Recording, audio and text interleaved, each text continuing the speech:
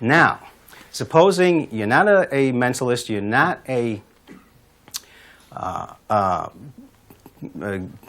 gambling demonstrator, you're a magician. They find out at the party that you're a magician. What do they come up and tell you?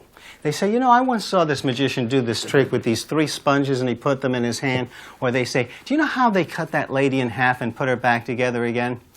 In other words, mentalism, they can find experiences in their own life, real life experiences that they related to. Gambling routines, they can find real life experiences that they related to. Magic, they can find other magic tricks. That's the only thing they can relate magic tricks to is other magic tricks, which is not a good thing.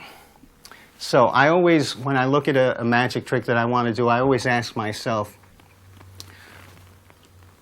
how can I relate this to their life experience in some way? And I don't want to get into a lot of detail here because I talk about the different approaches in strong magic. But basically, try to find a subject matter that they can relate to that's not, you know, here's one of the... we all as magicians have pet peeves. And I won't put this down, what I'm going to describe now. If a magician can do it and he gets a great reaction, I'm not going to walk out and go, you know what I didn't like about that performance? No, if he got a great reaction with what I'm going to describe, it's great. But one of my pet peeves is the close-up magician who says, you've all seen David Copperfield do a trick with the big boxes. Well, I'm going to do that David Copperfield trick, only instead of a woman, I'm going to use a queen. And instead of a saw, I'm going to use the ace of spades. And instead of a big box, I'm going to put the queen in this box. Again, if they didn't give a damn about the card trick, are they going to give a damn about the card trick because you're related to some other magic trick that they don't give a damn about? The way to make magic meaningful is not to compare it to other magic tricks that they find equally meaningless. And another, just to add just one other thing to this, another problem that magic has, and this is not an insurmountable problem, but another problem that magic has is that so many of the props that are used are things that the lay audience can't relate to. We card guys are lucky in that regard, at least when we take out a deck of cards, they know what we're talking about. That speaks of relationship to the props, the subject matter, and what you really want to communicate to the audience. Yeah, you have to figure out how the prop relates to how you're going to communicate the message that you want to send to the audience. And, you know, it's, despite everything that I said, it's still true. The prop is just a prop. The prop is just a tool. So you can use any tool to communicate with the audience. I absolutely think you could use ball and vase to communicate with the audience. But you've got to have some reason why they should care about the ball and vase. If I come out, I'll very quickly tell that story I was telling you about teaching the ball and vase to my nephew. Oh, great. Beck. This is a great story, by the way. I have a 6-and-a-half-year-old nephew. And I wanted to teach him a magic trick, so I decided, I bought 2 cups and balls, ball and vase sets, little plastic ball and vase sets.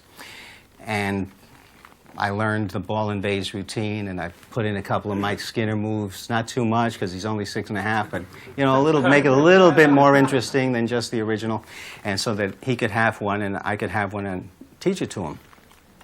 Now, the story that I'm telling you now about, well, let me just finish the story. So I do the routine, and he loved it. You know, the ball's going from my pocket to the vase, from the vase to my pocket. It's going through the vase. It's vanishing from my hand. He loves it. Then I give him his own set and try to teach it to him and show him that the most important part of the secret is the shell that creates the illusion that there's a ball in the vase when there's no ball. And you can show the vase empty or you can show it full. And the second that I showed him that, from that moment on, he had no interest in learning the trick. All he wanted to do was to play with the plastic shell and take it off and put it on and make it look empty and make it look full. All that fascinated him was this little gaff. And I have to tell you, I really felt proud. Because I thought to myself, here's a 6-year-old child, a mere child, and already he has reached the level in magic that most magicians who've been doing this for 20 or 30 years have reached, which is, it's all about this little plastic thing. Put it on, take it off, put it on, take it off. But if I wanted to do the ball and vase for somebody, I would tell this story. I wouldn't tell the part about the gaff, But I would say I learned this because I wanted to teach it to my nephew, but I love sleight of hand so much I couldn't do the simple version, so I created the sophisticated version, which I can't teach my nephew because he's 6.5 years old. So that it doesn't go to waste, I'm going to do it for you, but this is what I did for my nephew before I taught him the easy version. And now it's not about the plastic thing, it's about my relationship to my 6.5-year-old nephew and my affection for him and wanting to pass something on to him.